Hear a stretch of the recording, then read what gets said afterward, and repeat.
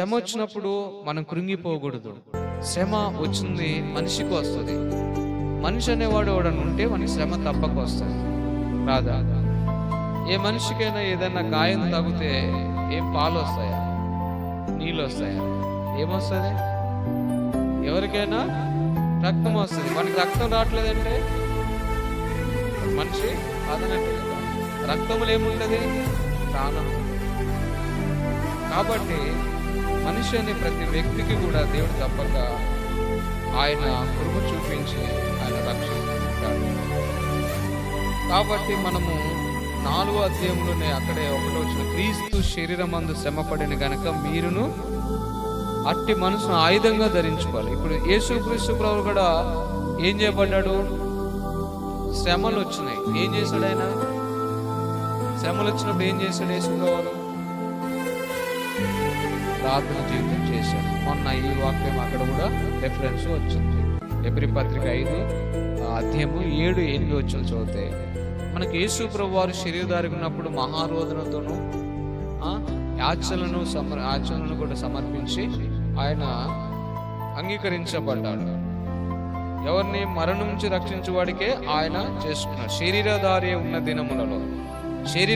ఉన్న దినములలో మహారోదనముతోనూ కన్నీళ్లతోనూ తన్ను మరణం నుండి రక్షింపగల వానికి ప్రార్థనలను యాచనలను సమర్పించి భయభక్తులు కలిగి ఉన్నందున ఆయన అంగీకరించి. చూసారండి, ఇక్కడ చాలా లోతైన విషయం గ్రహించండి. యేసు ప్రభు వారు కూడా ఏం చేయబడ్డాడు?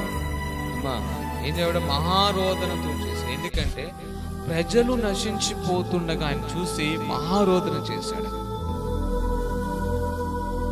ప్రజలు నరకం వైపు వెళ్తుంటే, ప్రజలు ఇష్టానుసారంగా బ్రతుకుతుంటే, మతాచారంలో బతుకుతుంటే, కులాచారంలో బతుకుతుంటే, మనుషులు కల్పించే పద్ధతి దైవోపదేశం వ్యర్థముగా దేవుని ఆరాధిస్తుంటే యేసు ప్రభువు తట్టుకోలేక ఆయన మహారోదన చేశాడు.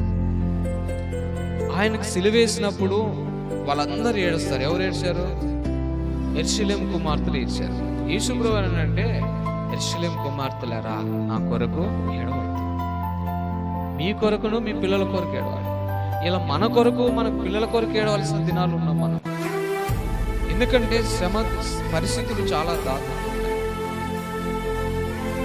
అందుకొరకే ఆయన భయభక్తులు కలిగి ఉన్నప్పుడు అంగీకరించి ఒకటి ప్రార్థన చేశాడు, రోదన చేశాడు, కన్నీళ్ళు కార్చాడు, సమర్పించుకున్నాడు. అయినను మళ్ళీ భయభక్తులు కలిగినప్పుడే అంగీకరించాడు.